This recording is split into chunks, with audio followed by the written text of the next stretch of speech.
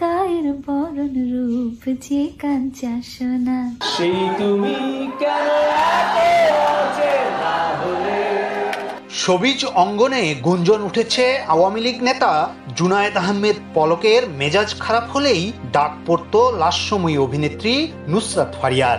এও বলা হচ্ছে ফারিয়ার স্লিম ফিগারের প্রতি নাকি আকর্ষণ ছিল সাবেক তথ্য প্রযুক্তি প্রতিমন্ত্রীর। এমনকি এটি খুব দুঃখজনক, বাংলাদেশের মন্ত্রীরা খুব বাজে বাজে কাজ করেছে, যেটি কারো কাম্য নয়।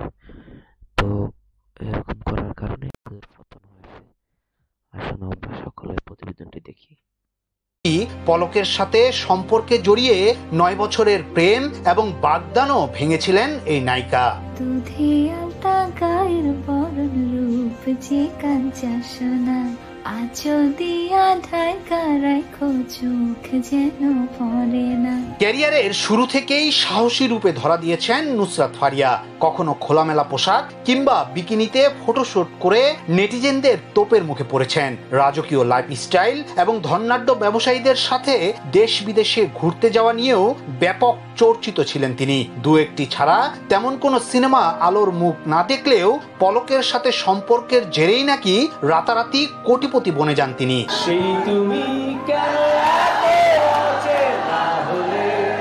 গুঞ্জন আছে সাবেক প্রতিমন্ত্রী পলকের সহায়তায় বঙ্গবন্ধু শেখ মুজিবুর রহমানের বায়োপিকে শেখ হাসিনার চরিত্রে অভিনয় করেছিলেন নুসরাত ফারিয়া।